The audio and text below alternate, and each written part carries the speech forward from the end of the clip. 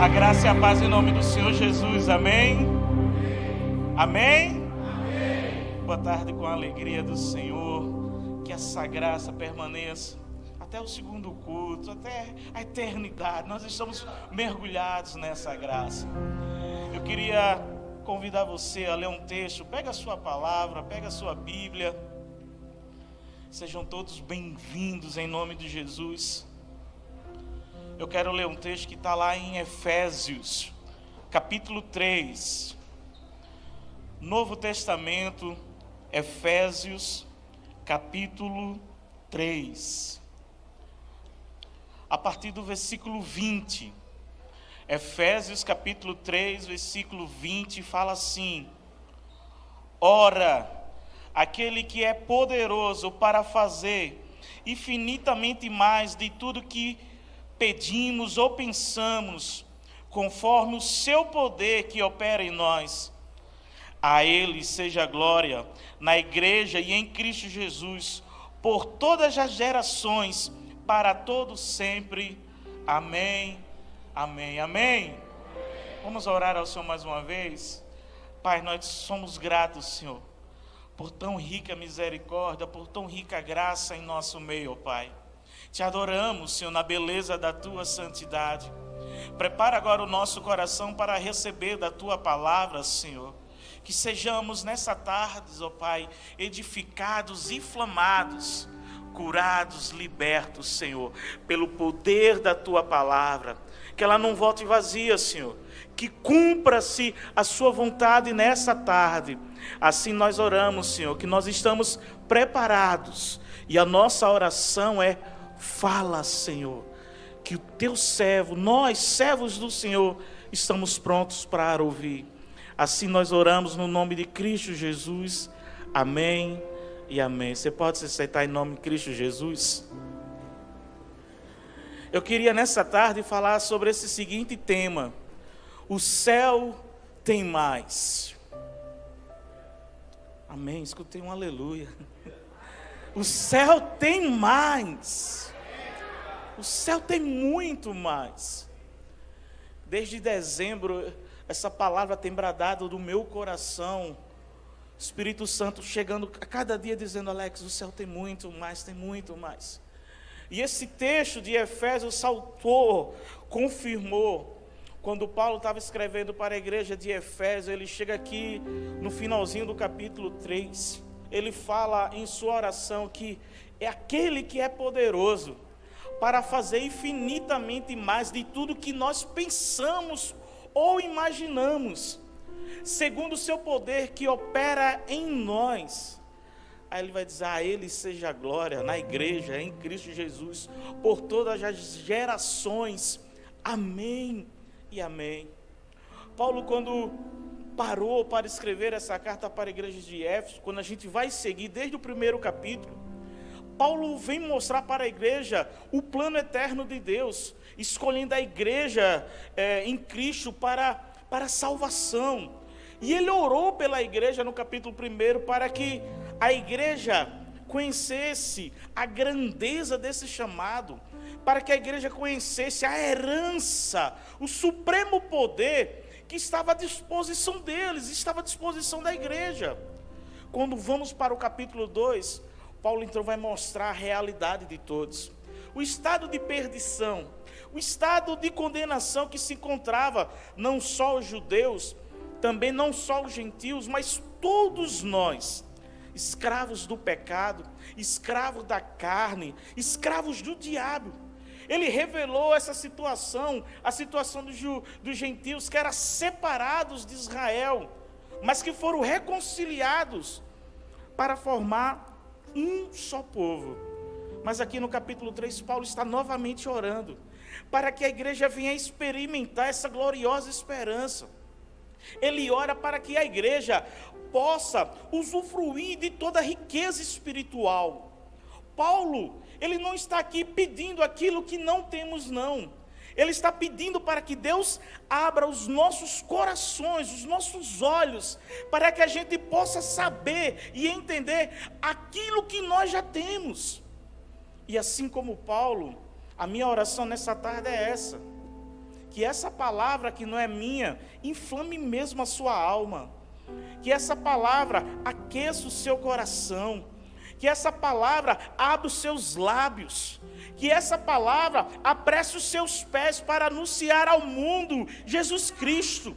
Aquele que nos ama, que nos amou, aquele que se entregou por nós, que morreu pelos nossos pecados, mas ao terceiro dia ressuscitou para nos justificar.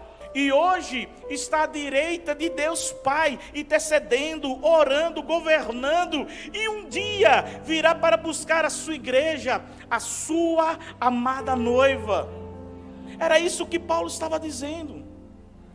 Então Paulo chegou aqui no ápice da sua oração. Ele disse: olha, Deus é poderoso. Ele é infinitamente poderoso. Sabe, irmãos, eu queria dizer para você que essa palavra não é uma palavra motivacional, não é. Mas é uma palavra de revelação, para mostrar hoje a sua realidade, para te dar ferramentas, para mudar o seu destino, para que você possa cumprir o seu propósito. E eu sei que ambientes mudam destinos, mudam história, porque desde o primeiro dia que eu coloquei o pé aqui, eu sabia que aqui era um local que mudava destinos, aqui era um local que mudava histórias. Desde o primeiro dia, quando eu botei o pé aqui, eu digo: aqui é um local assim. Esse ambiente aqui recheado de glória, de graça, muda destinos, muda a nossa história. Talvez você possa pensar que o que atrai as pessoas, pastor, é o telão. Não, o que atrai as pessoas à nossa igreja não é a visão do telão, mas o que atrai as pessoas à nossa igreja é a visão do propósito da igreja na vida delas, e elas são impactadas por isso. O que atrai hoje a nossa igreja não é a iluminação, não, mas é a palavra que ilumina os nossos passos para cumprir o seu propósito. Então todos que chegam aqui são impactados, porque entendem, vê que algo sobrenatural está aqui. Esse é um ambiente que muda destinos, é um ambiente que muda histórias. Por isso, meu irmão, minha irmã, tenha discernimento hoje para entender o tempo que você está passando, para você chegar ao tempo que você espera.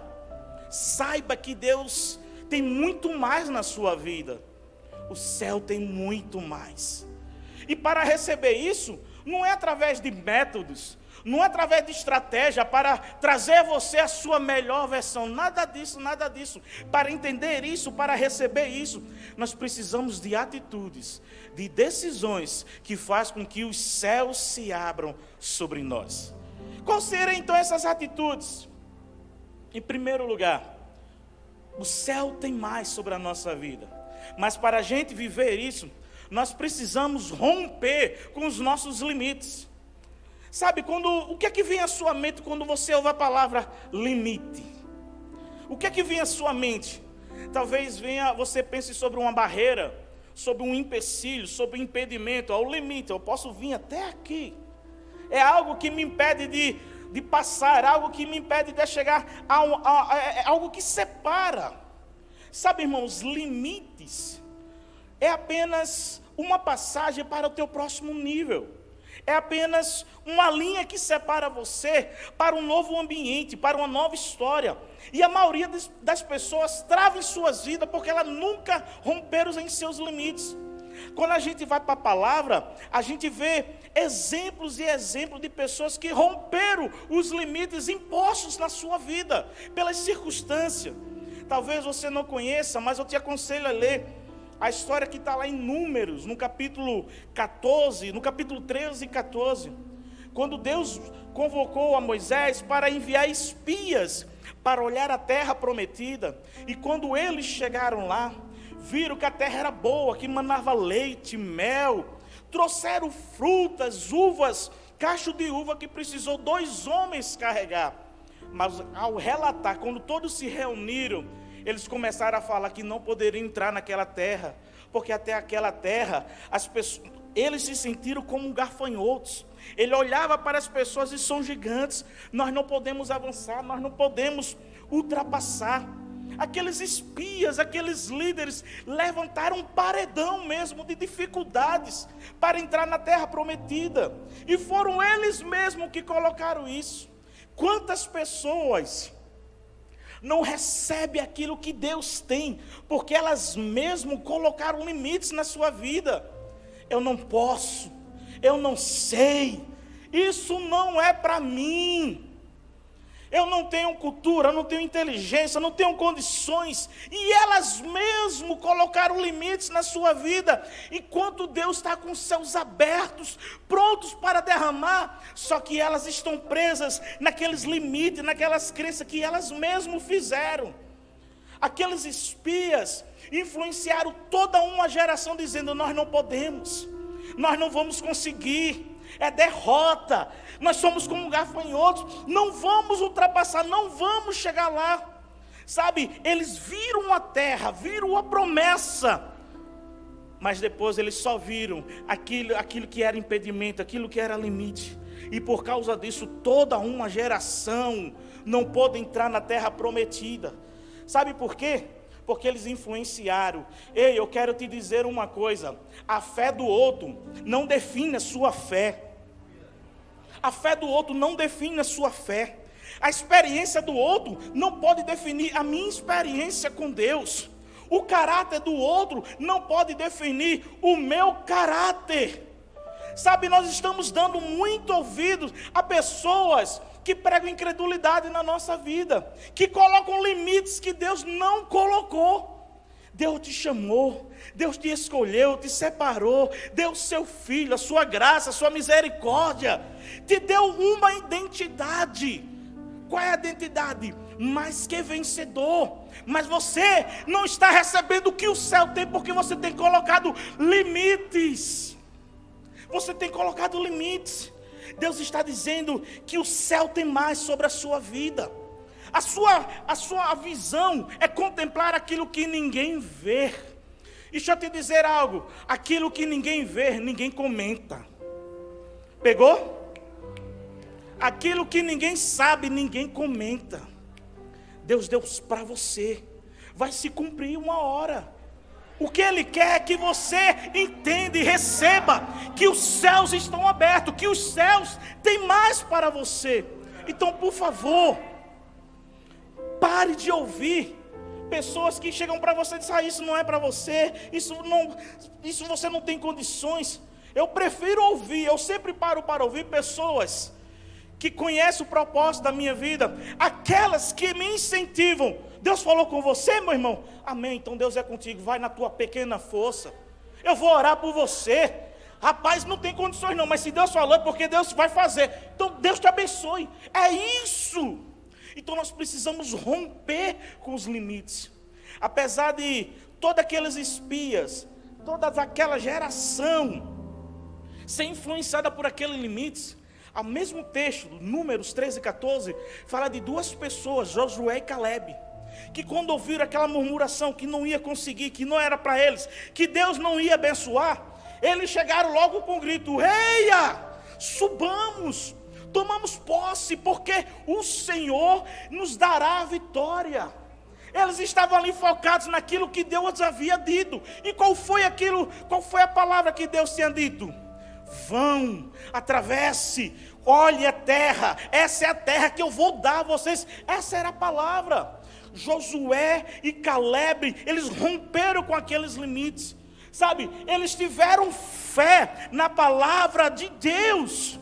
Só que o seguinte: para romper limites, nós precisamos ter fé sim na palavra de Deus. Mas entenda, fé não é você ficar sentado esperando algo acontecer, não.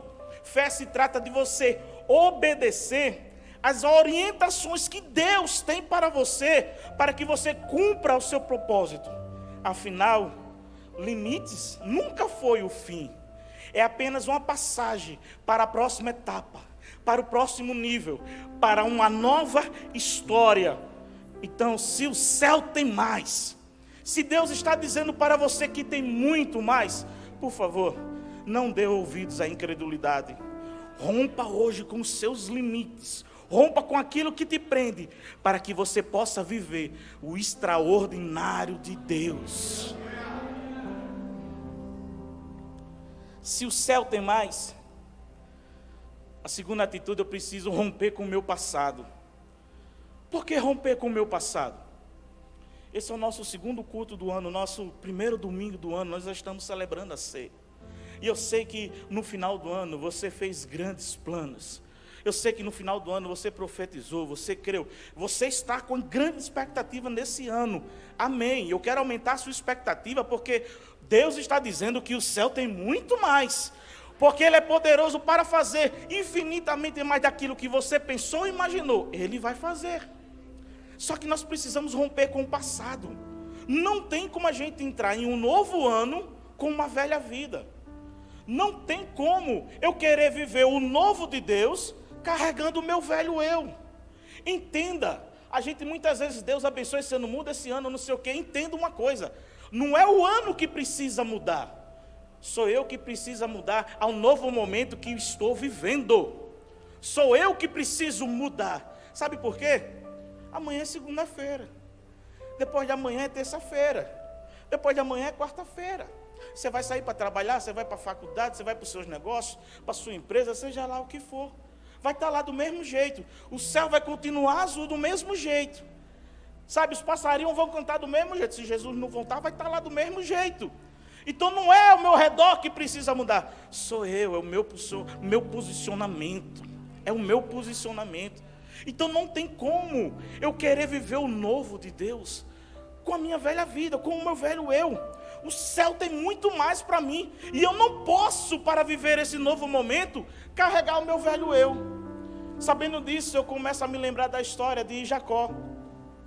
Quando, lá capítulo 28, capítulo 32 e o capítulo 35 de Gênesis, Jacó, ao nascer, que ele era irmão gêmeo de Esaú, recebeu o nome de Jacó, que significava usurpador, que significava enganador.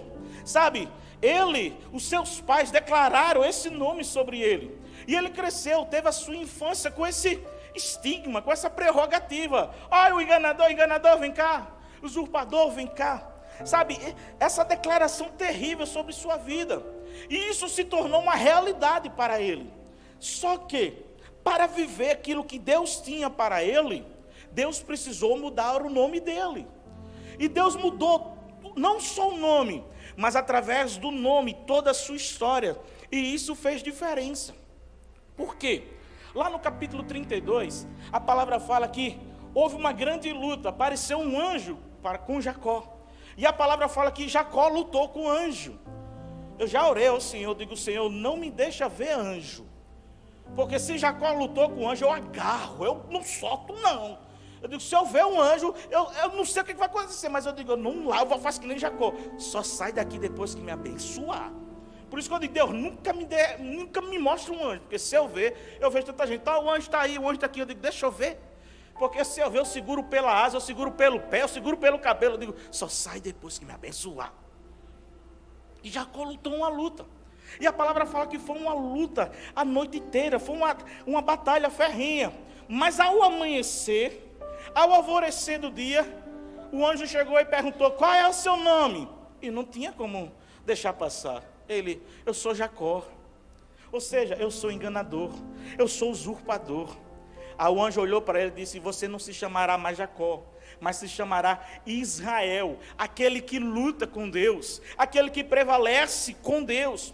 Veja, Deus mudou o nome de Jacó. Só que Deus não mudou o nome do ambiente onde Jacó estava, Val de Jaboque.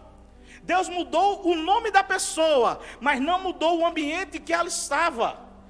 Jacó chegou depois dessa luta, depois de ser chamado de Israel, chegou naquele lugar onde ele estava e disse, aqui é Peniel, aqui é lugar de ver Deus face a face, aqui é lugar de encontro com Deus. Sabe o que eu aprendo aqui? Deus muda o nosso nome para que a gente venha mudar os ambientes. Muitas vezes você está orando, Deus, age com intervenção no meu local de trabalho, na minha faculdade, na minha casa. Só que Deus não quer mudar o ambiente, Deus quer mudar você. Porque as pessoas não vão mudar com as suas críticas, as pessoas vão mudar com o seu exemplo. E Jacó precisou tratar aquele passado que ele tinha, de enganador, de usurpador. Naquela luta ali, Jacó agora não era mais Jacó, era Israel. Ele estava deixando para trás o seu passado. Ele estava deixando para trás tudo aquilo que falaram a respeito dele. E Deus colocou sobre ele uma nova identidade. Você é aquele que luta com Deus. Você é aquele que prevalece com Deus. Oh, quantas vezes a gente recebe rótulos de pessoas. Quantas vezes as pessoas lançam palavras sobre a nossa vida. Sabe? Muitas vezes a gente vem desde a infância com esse estigma, com essas coisas que não é nada a nosso respeito. Eu lembro que hoje eu cresci, irmão, mas quando eu era pequeno, sabe? Não ria não, eu fico traumatizado. Mas quando eu era o último a ser chamado para jogar bola, é o todo duro, é o baixinho da marra-toco, sabe, aqueles, é o baixinho disso. Talvez você recebeu estigmas assim, né? Ô cabelo de pinchaim, ô branquelo, mago, da ventona, ô buchudo, ô gorda, burro, estúpido, estúpida. Você não vai dar em nada e a gente cresce com isso. Por isso que a gente fica com as nossas limitações, porque as pessoas declararam palavras sobre nós. Mas não é isso que o céu diz ao teu respeito. Não é isso que o céu diz ao teu respeito. Pare para ouvir aquilo que o céu diz para você. Lá em João, no capítulo 1, versículo 12, Deus diz para você que você é filho dele. Isso é maravilhoso. Lá em João, no capítulo 15, no versículo 15, Deus fala para você que você é amigo dele. Lá em Romanos, capítulo 5, versículo 1, fala que você foi aceito por Deus. Em 1 Coríntios, capítulo 6, versículo 17, fala que você está unido com o Senhor. Em 1 Coríntios, no capítulo 6, versículo 19 e 20, fala que você foi comprado por um alto preço, preço de sangue. Você foi comprado pelo preço de sangue. Lá em Efésios, no capítulo 1, no versículo 15, fala que nós fomos adotados por Deus. Em Colossenses, no capítulo 1, versículo 14, fala que nós fomos perdoados por Deus. Em 2 Coríntios, capítulo 5, versículo 17, fala que nós somos novas criaturas, que as coisas velhas ficaram para trás, que tudo se fez novo. Em 1 Coríntios, capítulo 12, versículo 27, fala que nós somos membro do corpo, membro da família de Deus. Em Romanos capítulo 8, versículo 1, fala que nenhuma condenação há para aqueles que estão em Cristo Jesus. Em Efésios capítulo 2, versículo 19, fala que nós somos herdeiros dos céus, cidadãos dos céus. Então não tem nada a ver com aquilo que eles disseram. Pastor, eu era uma prostituta, um prostituto. Você hoje é filho de Deus. Eu era um drogado, viciado, drogas, álcool. Você hoje é filho de Deus, nova criatura. O seu passado ficou para trás, eis que tudo se fez novo.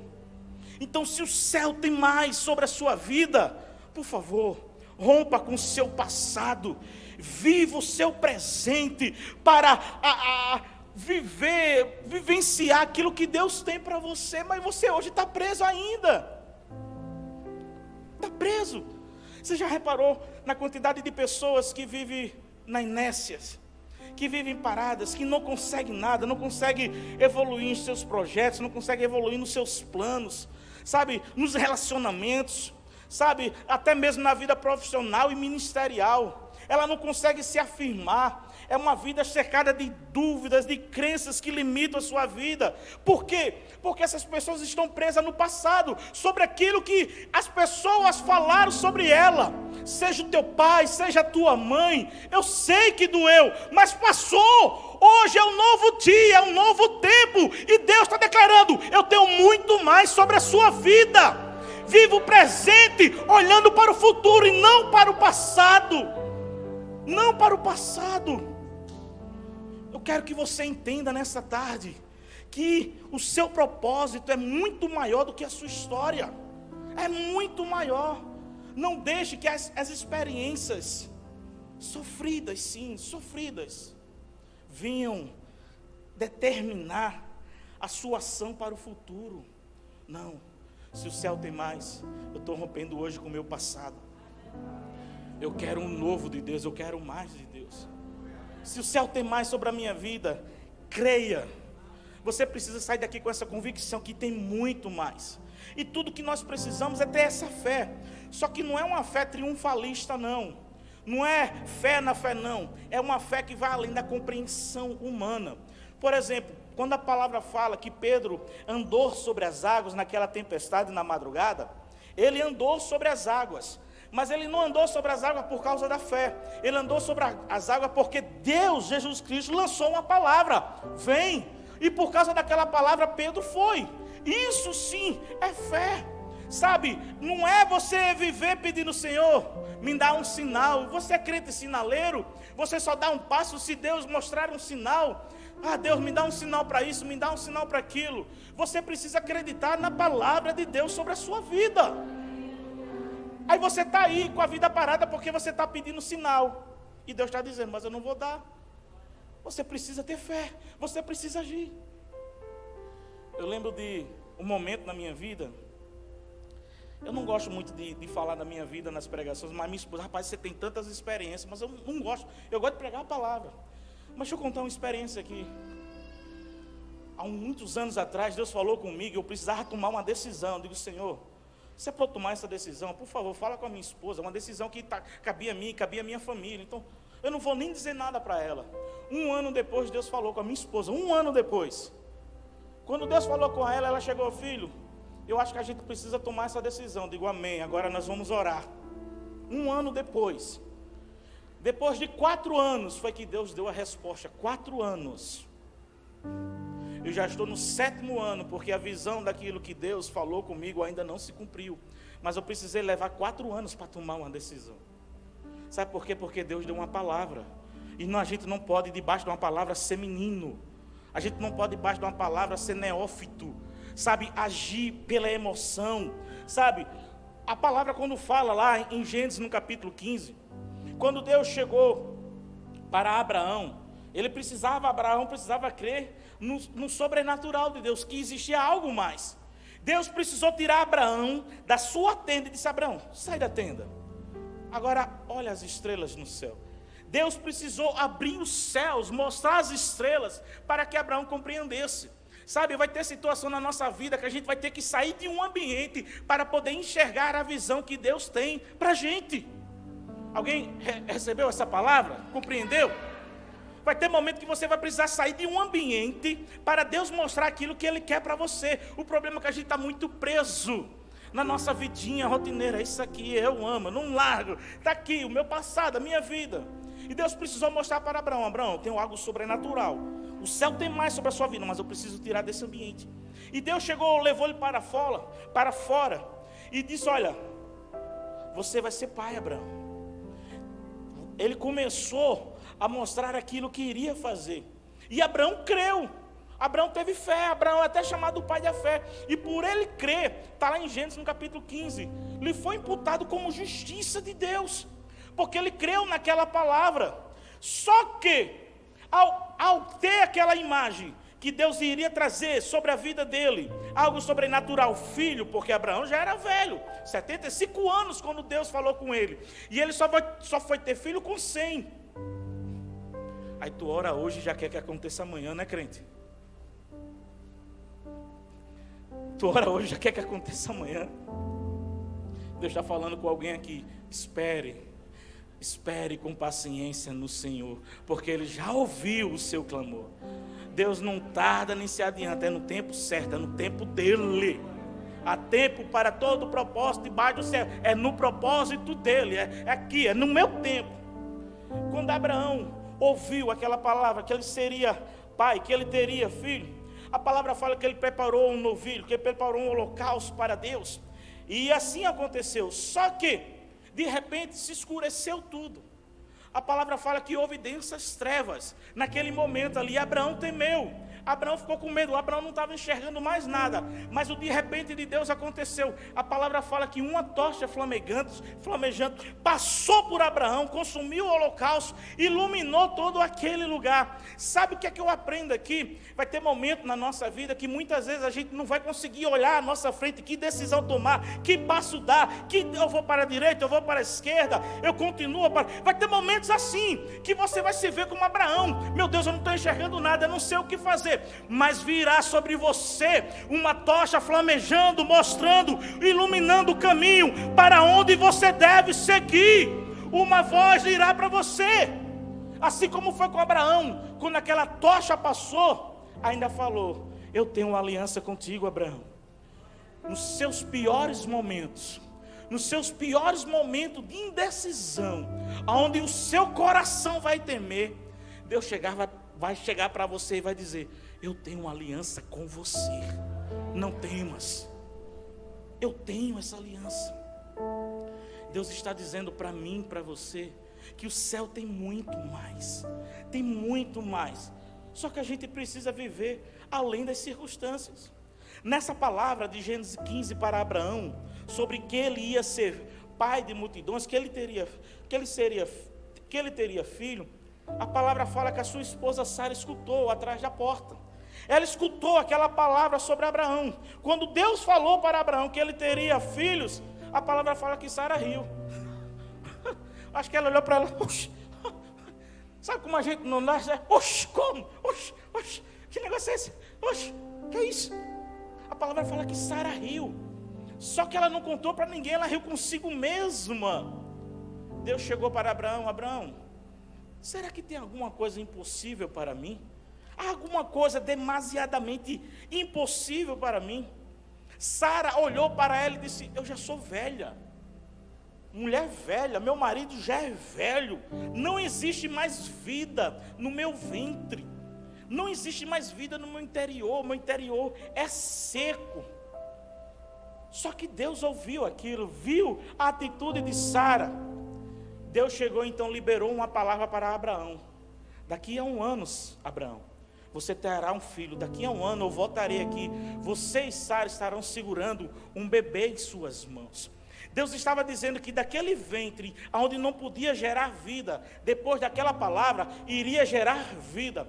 Como eu falei, isso não é uma palavra motivacional, é uma revelação de Deus, para que você entenda o tempo que você está vivendo, para chegar o tempo que você espera.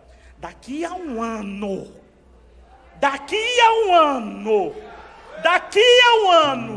Deus vai te visitar. Só que não vai te visitar para fazer, vai te visitar para poder receber de você a gratidão, a oferta, o louvor, por aquilo que Ele já fez, Ele não irá fazer, já fez. Aleluia. As circunstâncias mostravam para Sara que não tinha como, ela não poderia continuar. Uma senhora de idade, uma senhora velha, mas depois daquela palavra, o seu interior era de uma moça jovem. O seu interior estava pronto para gerar filhos. Sara, por fora, era a mesma pessoa, mas por dentro ela gerava. O seu interior tinha vida.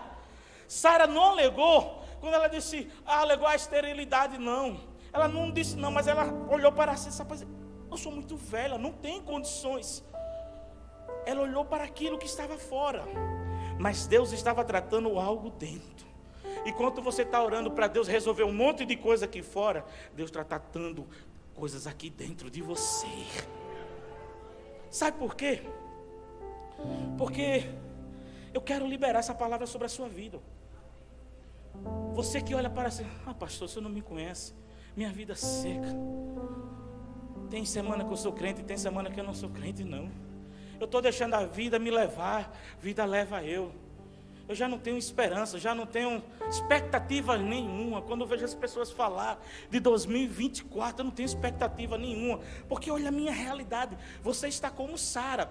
Talvez por essa palavra liberada que eu falei aqui, você até riu. Não tem condições não. Mas Deus sabe da sua vida. E Deus está trazendo para você, sabe? E eu quero liberar essa palavra para você, que você vai ter sonhos novamente, que um projeto vai nascer do teu coração, o propósito vai voltar ao seu coração, sabe? Vai ser uma missão tão absurda, sabe? Vai ser uma coisa tão grande, tão extraordinária, que você vai ficar querendo ir, não tem como? Foi a pergunta de Maria. Me lembrei agora, Maria, quando o anjo chegou para Maria em Lucas capítulo 2, Maria, tu és abençoada, mulher, tu és agraciada, você dará à luz a um filho, colocará o nome desse menino de Jesus. Ai, Maria, como? Não é assim que a gente faz? Como é que Deus vai fazer? Como é que Deus vai acontecer? Deus, como é que o Senhor vai fazer, Deus? Foi a pergunta de Maria para o anjo. Como vai acontecer essas coisas? Eu nunca tive relações com homem algum, e você está dizendo que eu vou ficar grávida do Espírito, eu vou ter uma criança. Como isso vai acontecer? Assim também nós perguntamos, Senhor, como é que o Senhor vai fazer? Porque a gente quer ter o controle das coisas, a gente quer saber como vai acontecer para estar preparado. Mas a resposta para Maria é a mesma resposta para você, que você está perguntando, como isso vai acontecer? A resposta foi: o Espírito Santo descerá sobre ti, o poder do Altíssimo te cobrirá, e você vai gerar. É no poder do Espírito. Eu quero declarar, eu quero profetizar sobre a sua vida, que o poder do Espírito vai descer sobre você, vai tirar esse questionamento, e você vai saber que foi Deus que me deu, foi Deus que me deu.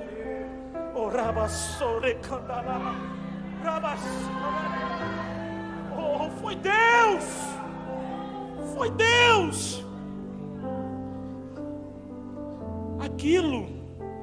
Aquilo que para você hoje talvez seja uma necessidade, Deus está dizendo para você que amanhã vai ser o seu testemunho. Aquilo que para você hoje talvez seja vergonha, Deus está dizendo para você que amanhã será a tua celebração. Você crê nessa palavra? Deus está falando com alguém aqui nessa tarde? Deus está falando com alguém aqui nessa tarde? Aquilo que era vergonha vai ser motivo de celebração. Sabe por quê? Os céus têm mais, acima de toda e qualquer circunstância. Tira os olhos da terra. Tira os olhos da terra. Abacuque, capítulo 1. Está lá Abacuque, meu Deus, que situação terrível. Corrupção, crianças morrendo de fome, os sacerdotes todos depravados. Não havia culto, ruína, miséria. Sabe, uma destruição total. Era aquilo que os olhos de Abacuque via.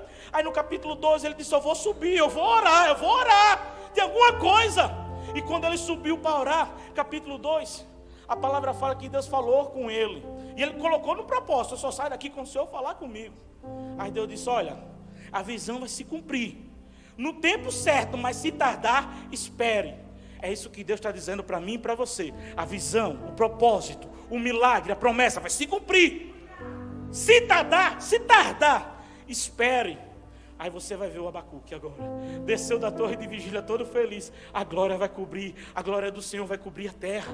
A glória, você vai ver isso com as ondas do mar, com as águas do mar. A glória do Senhor vai cobrir a terra. Mudou, a profecia mudou a palavra. Sabe por quê? Aí você vai ver o epílogo, o ápice da sua profecia no capítulo 3. Porque os olhos da terra diziam o quê? O que é que os olhos da terra diziam? Ainda que falte gado no curral, ainda que a oliveira não dê seu fruto, ainda que as ovelhas não estejam no pasto, ainda que ele começou a olhar as coisas, ainda isso, ainda aquilo.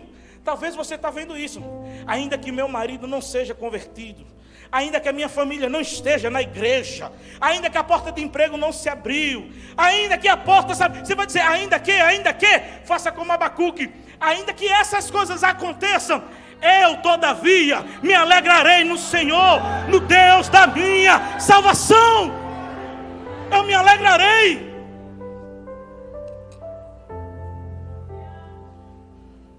Se o céu tem mais, creia que tem um extraordinário sobre a sua vida. O céu é ativado por palavras, sabe? Quando eu tenho um desafio, quando eu recebo, é a palavra de Deus que é liberada sobre mim e sobre ti. E olha, Salmos 91 diz isso, que Deus dá ordem aos seus anjos ao nosso respeito. Ele faz de deserto mananciais. Ele dá ordem ao seu respeito. A palavra é liberada sobre a sua vida. A minha pergunta é: o que essa palavra está gerando dentro de você? O que é que essa palavra está formigando aí dentro no seu interior? Que gestação você está tendo? O que é que está crescendo através dessa palavra na sua vida nessa tarde? São planos, são propósitos, são missões, é algo extraordinário.